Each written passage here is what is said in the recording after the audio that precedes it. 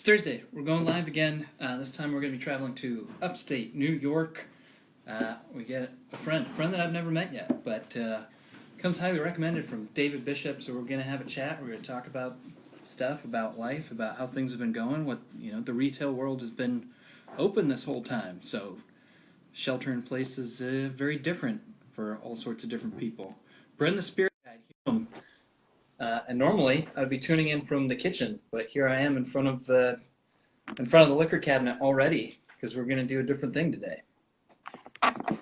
So, Brendan the Spirit Guide is here in the room, and we'll be joining momentarily as soon as the internet tubes allow us.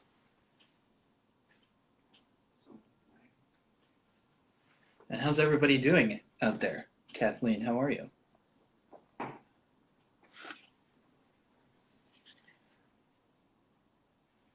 Also, where are you and what are you drinking? Today's going to be a fun one because normally we do a cocktail now. And that's why I'd be in the kitchen with all the cocktail stuff. We're going to do a different thing today. Good. Excellent. Where are you joining us from in the world?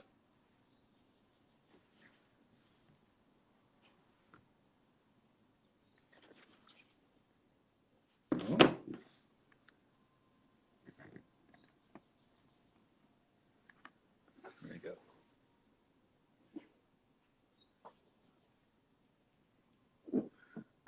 Saratoga Springs with some Noble Oak bourbon. Great. Brendan. Hello, how's it going? How you doing, brother? Oh, you got the whole shirt on and everything. I don't even have... Yeah, well, Dave Bishop, like you just said, made sure I was hooked up with some swag for this. So. Good man. Yeah. How he's you actually doing? in the store with me right now. So. Is he here? Is he there? Yeah, he's here. He's up at the front right now, man on the register, I think. So. He's making it all happen. Always behind the scenes, working it. So let's start out with the drink. We're doing a different thing today. Yeah, absolutely. So, like you said, my background's more in the retail side of stuff. I'm not, I did bar back a little in college, but it was nothing too crazy. So cocktail making's not really my strong point. But, I have both whiskeys here. I'm a huge whiskey fiend myself. I love this stuff. But I also have a really nice Albany, New York original hard cider that I feel we can make a Boilermaker with, if that's okay with you. Yeah, you've got the good stuff up there, man. Oh, yeah. All the good hard cider comes from upstate New York. We have some in Washington State, too. That's one of the other big producers. But I don't have cider, but I'm going to join you in a Boilermaker. These are absolutely. That I had on hand. The champagne of beers, I think. Nothing wrong with a little high life. But I've got also a beautiful Farm Fresh IPA, which they make on a farm in the Yakima Valley here in Washington State. So I like to do it with a hard cider anyway, with the rye. I think the spice really works well with it. I think that would really well. So, okay? That sounds great. Yeah. So how's your day going? It's been good, man. Good. Yeah, one of the big things I've been doing is this other channel for anybody who's doing at home or wants to tune in. We've been creating a thing called a digital speakeasy. Okay. So I kind of do double duty on Tuesdays and Thursdays, and it's kind of like a national virtual bar crawl. We do that on the Zoom platform. It's got its own Instagram, Facebook. So Noble Oak is part of the Edrington portfolio, Dave Bishop, all the other stuff. Macallan, House Park, Glenrothes, tremendous single malt scotches, tequila partita, and Brugal rum. And there's a number of hosts from across the country who kind of invite folks on like this, but it's more of a round table because the Instagram's capped at 2 people. Okay. Digital virtual bar crawl, you log in, it's like you're hanging out at somebody's bar. Today we were in Philadelphia. It was great. That sounds pretty cool, actually. It's a good way, with social distancing and all that stuff. A lot of my friends are finding it really hard because they can't get out, they can't see their friends and all that stuff. Whereas, I know a lot of people are doing like the digital happy hour, that sort of thing with Zoom meetings. But that digital bar crawl sounds really cool. Well, cheers. Oops, sorry. Yeah. Cheers. You got a little Boilermaker. So what's the profile on that cider? You got it. So 9-pin, it's actually out of Albany, New York, which is where I'm originally from. We're outside of Albany in Glenmont, New York. But it's made right on Broadway, which is one of the main thoroughfares of Albany. Really good stuff. They use champagne yeast in their fermentation, making it a drier style hard cider, and I really love all the apples. I believe are sourced in and around the region, so it's really good. I do highly recommend it. If you ever come across it, pick it up. So yeah, we're playing the new game now, doing this thing. So I love this. I love a Boilermaker. You ask a lot of old bar folks, what do they drink after their shift? Usually it'd be a Boilermaker anyways, but now we're making them all make cocktails because that's what, you don't get to go to the bar and make your drink, so you got to craft at home. But you've still been working this whole time, man. Like retail. Absolutely. It's been first few weeks when this thing really hit, and I think it's sunk in with people that their lives aren't going to, are changing right now. It was relatively hectic here. Business has picked up, and, you just got to roll with the punches, sort of. But, I'm still working. I'm still full time, and I feel bad for a lot of my friends who are, on unemployment right now. They're stuck at home. They can't do anything. They're going stir crazy. But, I've been, here full time, so it is what it is. It's kind of like two sides of it, where you're like, kind of suffering one way, or you're doing double time, going to work, and it's just like crank it, just crazy, right? Oh yeah. Are you guys doing delivery or? So we're a small store. We're not really set up for that. Very small staff. Not to mention, we don't have our inventory online, so we can't really do deliveries. And most of the time, I'm here by myself, so I can't shut down the store and run across town because then people can't get in. So it's a sacrifice. A lot of other stores in this area, I know, are doing curbside and delivery, and they're doing a killing on it. But like I said, we're a small store. We can't really get away with it. Yeah. So what has the trajectory been like from, because we shut down like something like 3 months ago. I think it was a similar time period, give or take a few weeks on either side of it. And have you seen like behavior change in terms of like the way people hang out in the store, distance or mask wearing or any of that? Most people are complying with the mask rule. I'm actually sitting in the store right now, and all the customers that are in here are wearing a mask. I probably should be wearing mine too, but I don't know for a live stream if it would be good if I'm looking like this the entire time, But no, people have been good about it. You get those, jerks every once in a while that don't want to, play by the rules. They think they're above everything, but it's store policy. You have to wear a mask. People have been social distancing, 9 out of 10 people are fine with it. You get some of the people that are still on edge with the whole thing, even this far in. I think a lot of people are adapting to it a lot better now. But at the beginning, it was a lot scarier, we'll put it that way. People were unsure. It felt like a social anxiety almost. No one knew what the next day was going to hold, whether it was going to be good or bad. So I think people are adjusting a little bit better to it.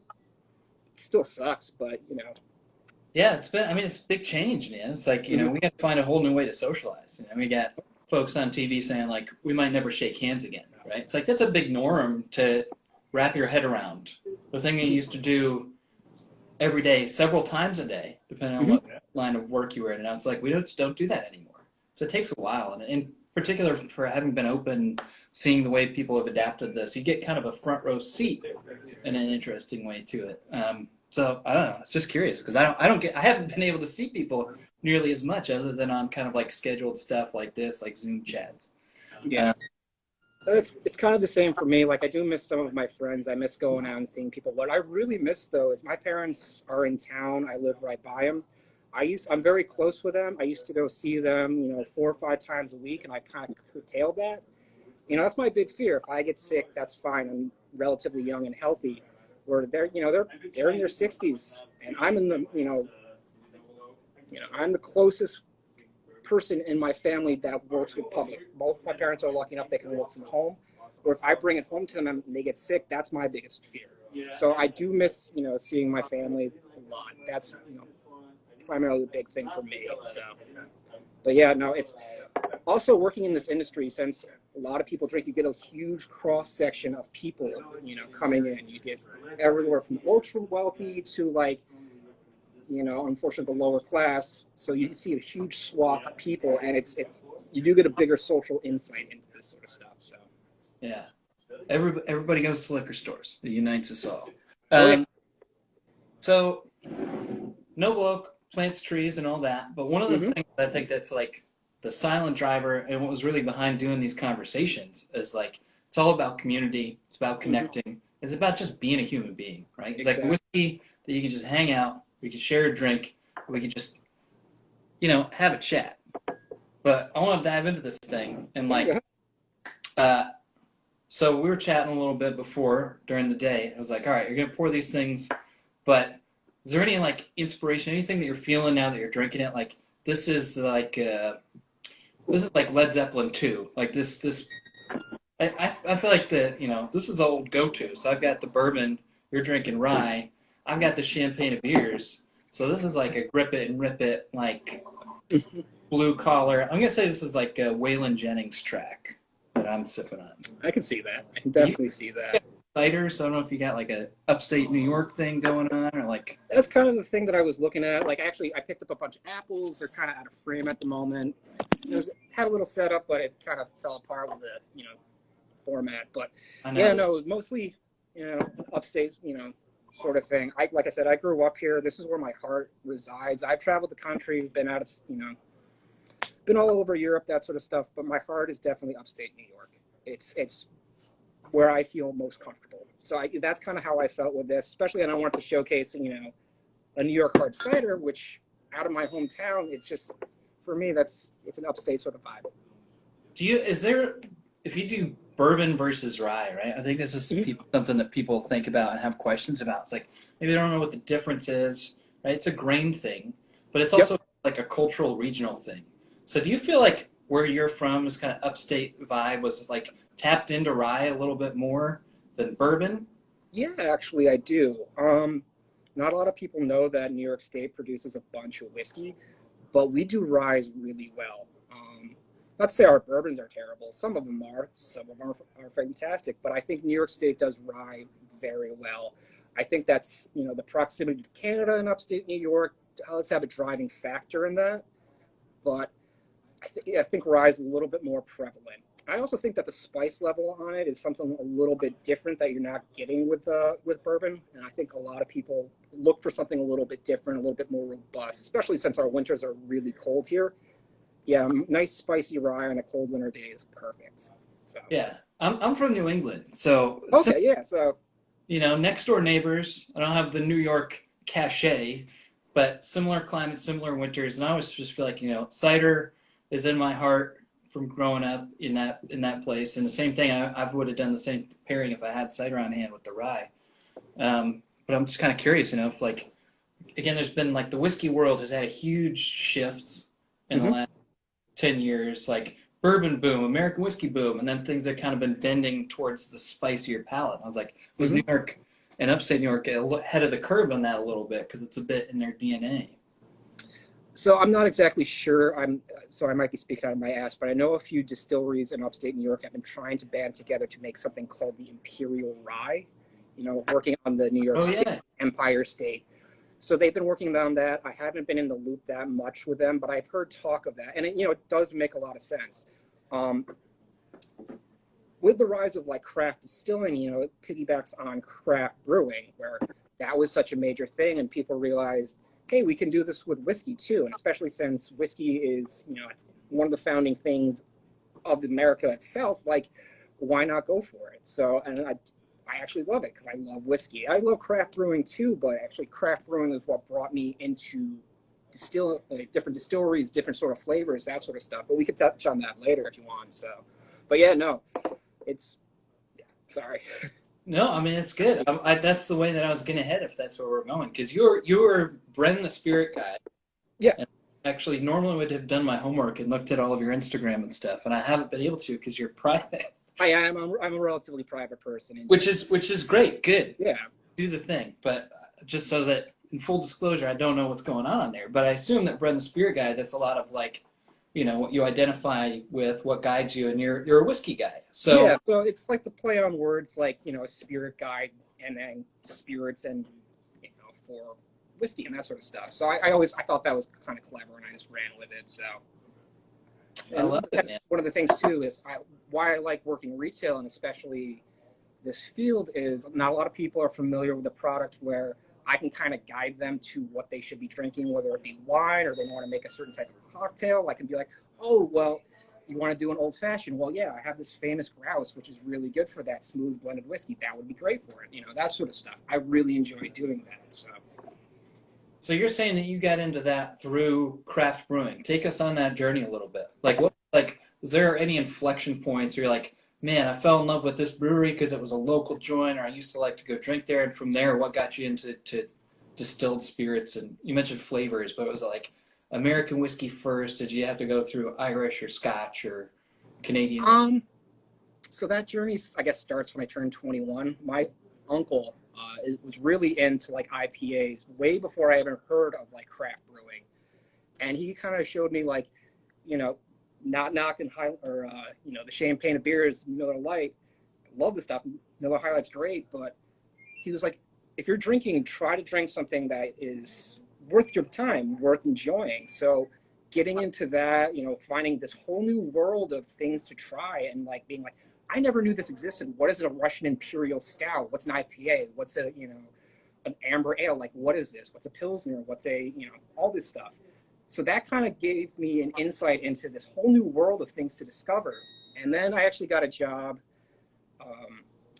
working in a local liquor store, and I didn't know much about it. I was still in college at the time. So the crap stuff, like boxed white Zinfandel, that sort of thing. And all of a sudden this world of wine opened up, and then whiskey, gin, you find all these other stuff, and you're like stuff to learn and stuff to try, and a new world to just enjoy. And that's kind of what really drove me into this. So Yeah, I mean, I share a similar love for it, and had a similar trajectory. And like one of the things that really connected me with the world of spirits when I dove into bartending, which I started when I was living in New York City, was really that kind of like, I love that you described it as a world of stuff, right? It's like there's regionalism in all these beer flavors, and certain places do them better because they have this or that yeast strain or hop strain or grains that grow there. And there's so much thought and culture and learning that you can do that goes into all of these different categories. Oh yeah, the thing that's really cool about it is you can get into like the really specific nerdy stuff, like when you talk about like different oak strains and the pour sizes in the barrels and how that affects flavor, and what mash grain you use and where you're sourcing the mash. It's the grains for that stuff. It's just, there's so much to learn, and you can never learn enough of it. And it's for me, it's just super fascinating. Not to mention, like on the wine side, fermentation itself is a naturally occurring product. It's actually harder to make non-alcoholic grape juice than it is to make wine. And like for me, that was mind-blowing at first, and it was just like, oh, this is so interesting, I want to get into it. So that's kind of what drove me into this industry. I mean, there's a lot of stuff going on in this whole, the liquor industry itself, but I really like the retail side where, you get to learn these cool, minute details and pass them along to the customer. That for me was really fun, and I still love doing it. So it's kind of a reason why I still go into work and I still enjoy, like there's still something new to learn every day in this industry, because you can never learn enough. It's great. So, and that's how we get to Spirit Guide. So take us through some of your first loves. Maybe across whichever of the categories. Is it like, all right, you started learning about beer, your uncle liked IPA a lot, and then you're like, IPA is a little bit too much. I don't like that. I feel like there's a trajectory there, but was there something where like, man, this beer is like, whew.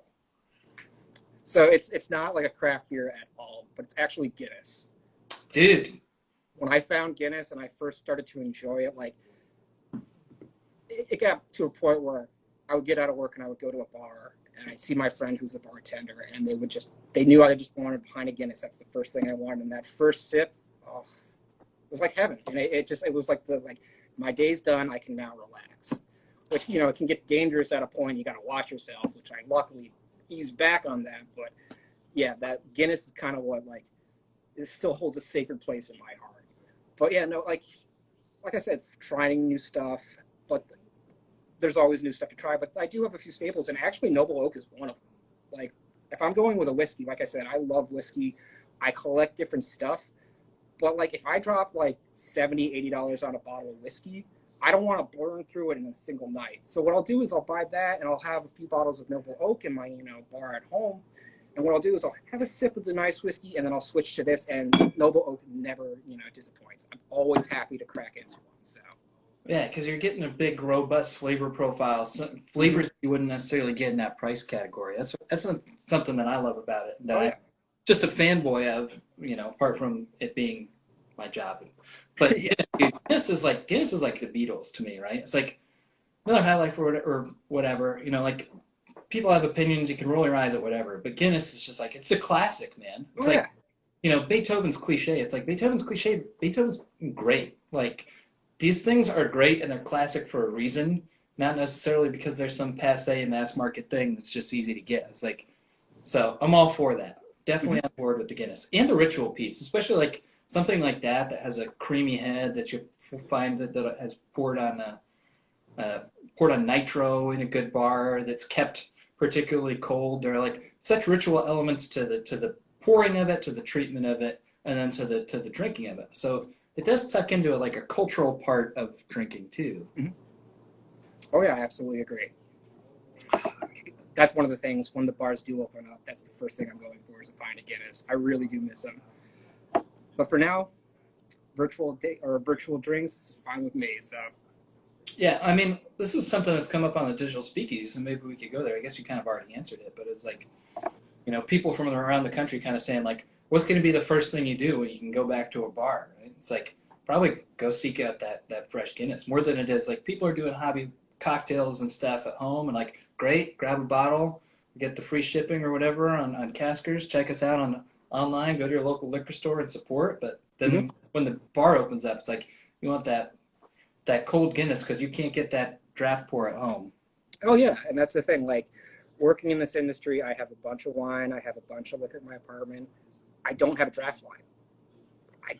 So if I'm going out to a bar, I'm not going to order, bottle of wine when I have that at home. I'm going to something I can't get at home, such as a nice beer, or I Guinness, that sort of stuff. So If you do a dram and a draft Guinness, what do you like to pair it with? um, it's kind of like asking, what's your favorite child? Like I said, I love whiskey. If I'm pairing it with something, probably would be an Irish whiskey. Probably Tullamore Dew is my go-to. I also like Dead Rabbit. I think that's an excellent whiskey for the price. It's solid. You get those nice barley notes coming through, and I think that pairs well with Guinness. You want to keep with the theme Irish and Irish, but also say maybe like a more robust, like a nice Highland Scotch would be good. Single malt, something like that would work well. But it just depends on the day and my mood. So Yeah. So that kind of one thing that I used to say when I was back in my restaurant days is that things that grow together go together. And across your kind of like spirits knowledge, if you're doing something like a dram and a draft, or is that a kind of philosophy that you prescribe to it all? to be honest, I've never heard that, but it does make sense. I mean, like I said, when it comes to that sort of philosophy, it kind of limits what you can do with it, in my opinion. Like if you are only sticking with like, I want an Irish whiskey and an Irish beer. Yeah, it works well together, but why limit yourself? Like, why not try like an Irish beer and a Japanese whiskey or something like that, or like a Japanese beer and a French whiskey, which they do make, or a Mexican whiskey. Yeah. Like, mixing and matching is kind of the fun part of this game. You find what works and what doesn't work, and I'm sure, like a bartender, you're always trying to find like a decent cocktail that someone's never thought of before. So mixing and matching is kind of the name of the game at that point. So. Yeah, in the cocktail world, we kind of call that like Mr. Potato Heading, right? It's like you take one format or one thing that works, and it might have started at a place of like what grows together goes together, and that's why these ingredients were first put together, and then you would sub in, like I like to mix Noble Oak with dark rum a lot. Okay. Or in the place of dark rum, so it's like has really interesting properties and like tiki drinks and stuff like that. So same kind of idea, but it's interesting to start someplace, then kind of go on a journey. And I agree that's part of the fun of it. So in your time in the world of spirits, food, beverage, whether on, split base, absolutely, street, love the split base. Either going to bars or, in and around food and beverage, the way that you've been in it in your career, do you have any like wild moments that stick out to you at all? A few, but I don't know if we're going to really go into them. If this is a PG store stream, that sort of stuff. I was trying to think of one.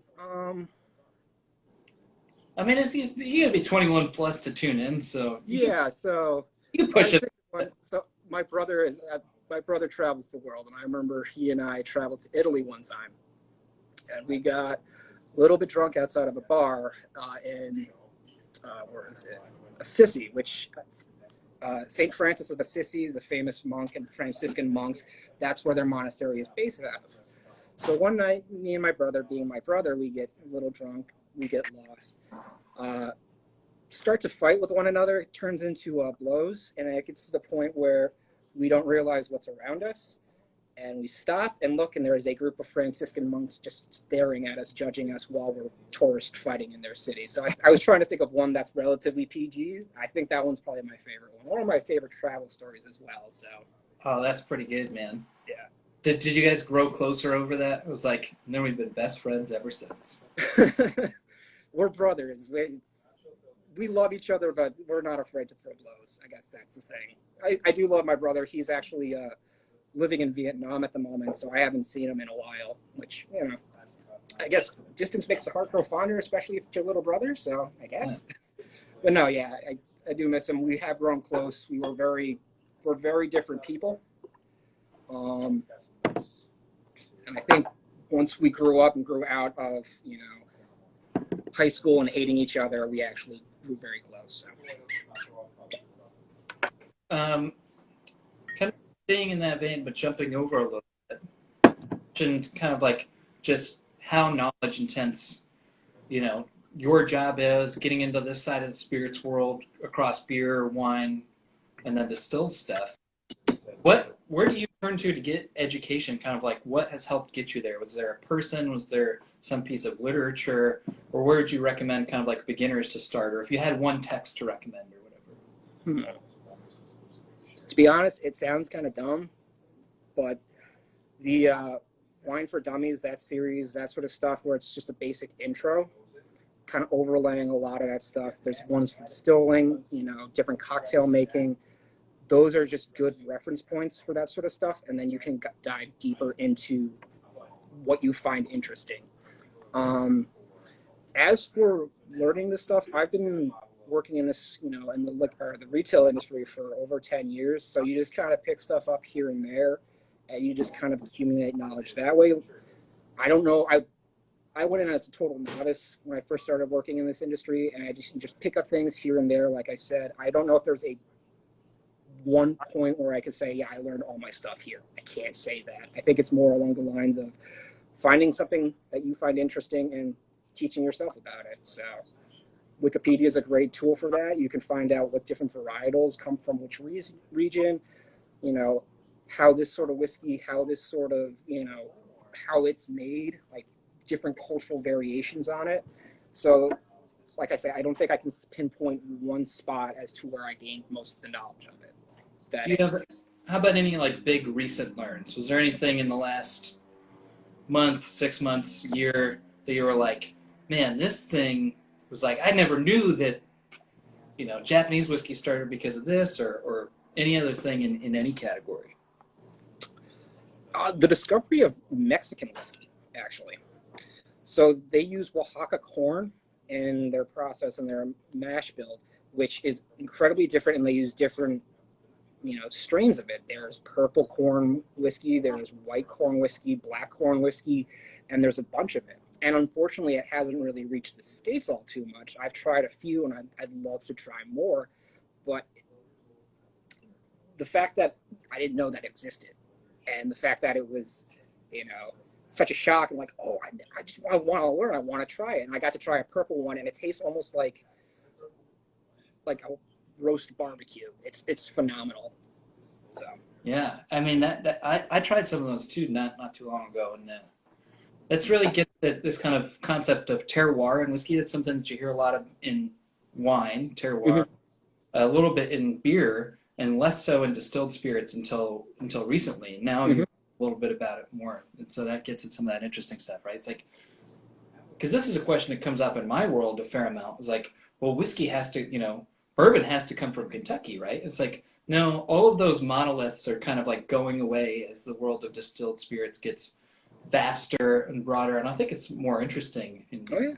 Where you back to the limitation side of it, you get those purists. It has to come from Kentucky. It has to bourbon is only from Kentucky. It's like Kentucky is only one state in the entire world, and a lot of places grow corn besides Kentucky. Like the limitation is set there. So if it's not Kentucky, it's not bourbon.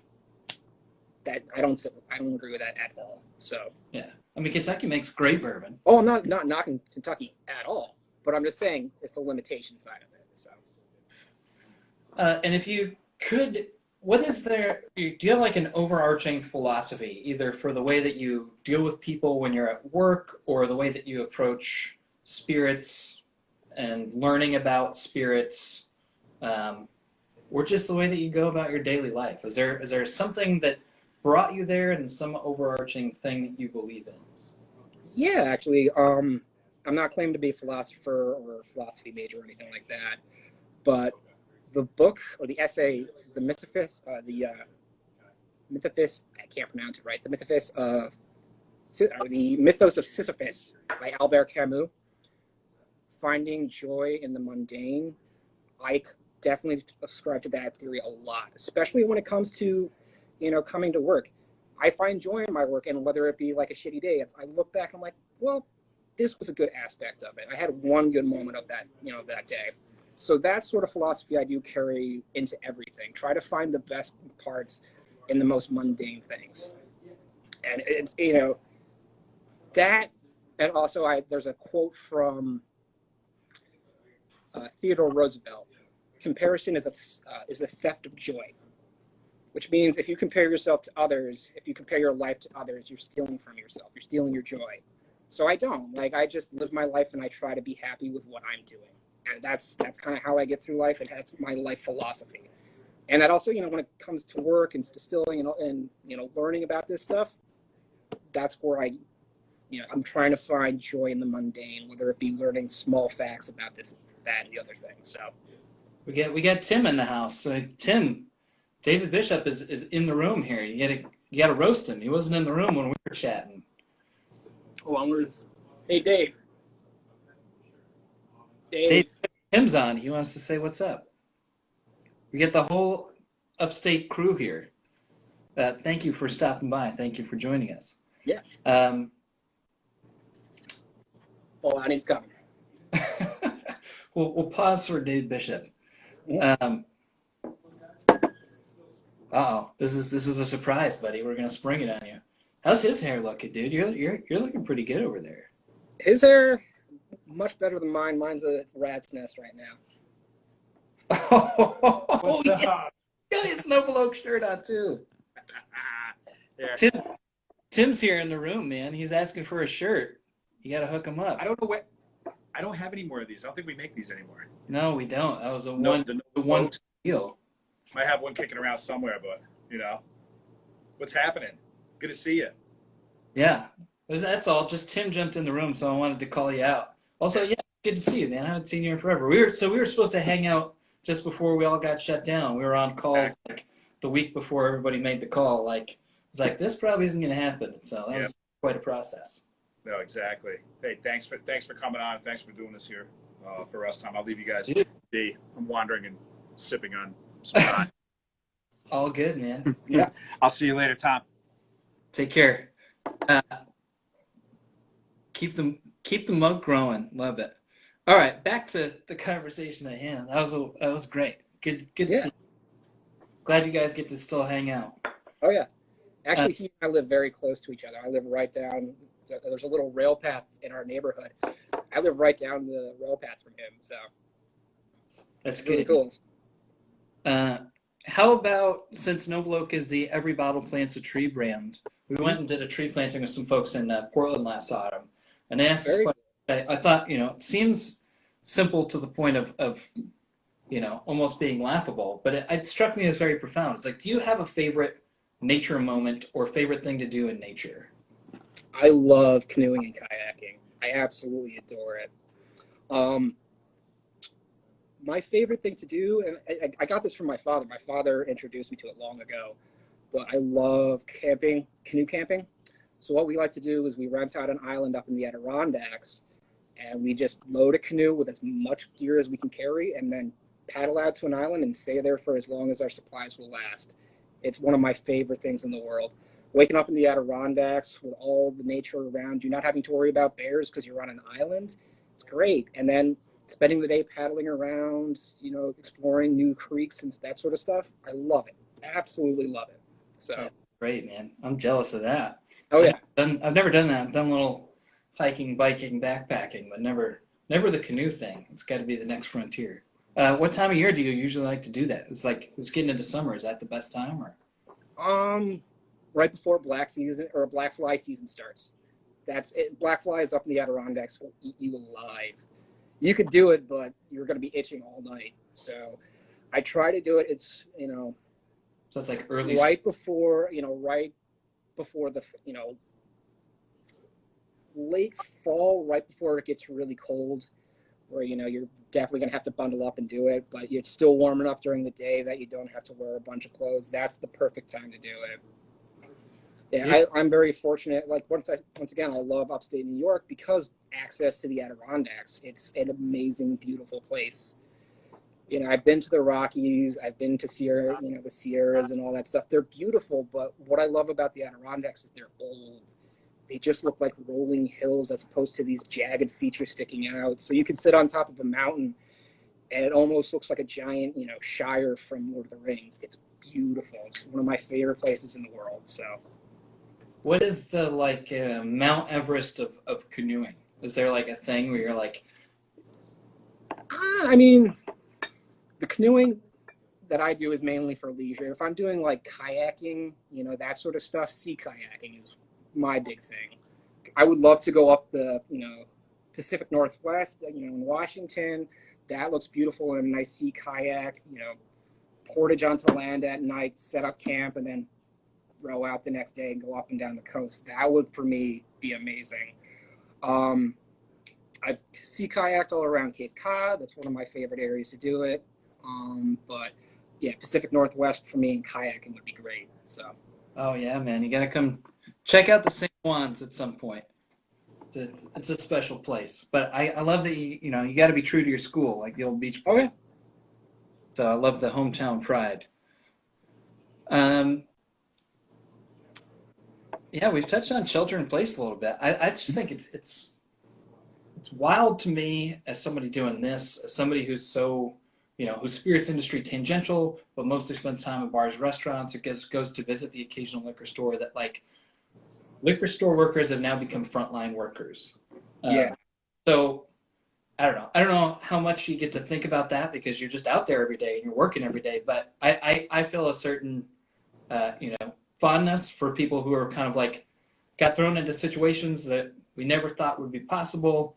And even though it's just selling liquor, that might be your perspective. You guys have still been out there in the middle of this whole thing, going to work every day. So thank you for that. Not a problem. Honestly, I've had a lot of people come in and say, thank you. You're doing your part. You're a hero. No, I'm not. I'm working a job. Is it a job I love? Yes. Do I think it's essential? Absolutely. But there are people like nurses who are coming into contact with this, risking their lives. I'm just slinging booze at the end of the day. I don't think of myself as a hero or anything, like our frontline worker. I'm just doing a job. And not to mention, in these times, if you're having a bad day, sometimes a drink will just make it that much better. Back to the whole mundane thing, finding joy in the mundane. Sometimes a drink is the best part of your day. And that might be sad to some people, but I don't think so.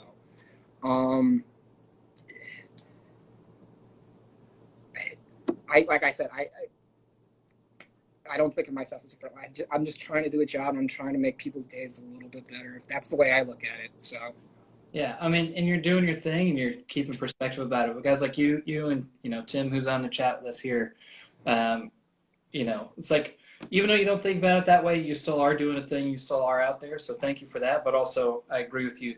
Cheers to all the people who are really out there. Absolutely, cheers to the people that are actually fighting this. So kind of my final question before we wrap this thing up is what has been, this is a different perspective when I talk to folks who still have been working every day, whereas Mhm. a lot of the folks that I talk to, because the service industry got sidelined, haven't been working, and have found themselves with a lot of different routines and time and stuff. Yeah. And you're a very existential dude. You find joy in the mundane, but what has been bringing you joy the last couple weeks, months? It's gonna sound stupid, but getting off work, like I said, I'm a relatively private person. I'm relatively introverted, so working with people kind of drains me at the end of the day. So finding just like a stupid Netflix show, like I just binged watched Dairy Girls, which was hilarious. There's a new season of What We Do in the Shadows, which I adore. I think it's one of the best written shows, and it has a funny plot line to it. Just finding stupid comedies that I can just not think about, veg out, and just laugh at the end of the day. And that for me is bringing a small amount of joy, like something I can look forward to after work, sort of thing. I guess that would be it. But That's it. when I do get to see my family, that brings the most joy. Talking to my brother when I get a chance, talking to my sister when I get a chance. But on a daily basis, yeah, finding stupid shit online and just laughing. That's it. Have you been able to catch up at all in Vietnam on a Zoom or a FaceTime or anything? Yeah. WhatsApp's amazing for that. It's also, there's a huge time difference. I think it's 13 hours. So when I'm going to bed, he's waking up and vice versa. He's teaching English as a second language over there. So he has, he's planning, lessons and all that stuff. But when we do get a chance to talk, it's great to see what he's up to and how he's doing. And, he's fine. Vietnam's actually been pretty good about this whole COVID thing. So yeah, it is nice to chat with him. He's good. Yeah, he's good. That's the most important part. Jess wants you to check out Los Spookies. Los Spookies? That's in the comments here. Okay. He says, Los Spookies is great. That's one of those that's Fred Armisen shows, I think. Oh, okay. It's another comedy rec. So this is why we say these things, because there's other people out there who also love comedies, and then you can share knowledge. I saw the What We Do in the Shadows movie. I haven't checked out the show yet, and I think it's one of the best comedy movies I've ever seen. Same aesthetic. It's got Matt Berry, who's a very talented British comedian. I'm a bit of an Anglophile when it comes to that. I love British comedy. But yeah, same feel to it. It's just set in a sitcom as opposed to a movie. Same feel of the mockumentary documenting crew following around a house of vampires. It's hilarious. I really recommend it. Is it set in New York or? Yep. It's in New York. Cool. Yeah, I want to check it out. It's on the Hulu. On Hulu. Yep. Well, cool, man. Is there anything you want to close on that we missed that you want to wrap up on, that you want to shout out? I think we already shouted out to all the people that are, the hospital workers. One of the things, like I said, Slice of Life is a liquor store. I do get a lot of first responders, nurses, that sort of thing. One of our other employees works for the VA as, I believe, a surgical tech. So him putting his life on the line, going out there and doing that, and he's got a family. Those are the people that I would love to shout out, and I think we should give them as much support as we can. I know it's the easiest thing to say nowadays, and it is. I'm not trying to pander, but I really do have a lot of respect for them.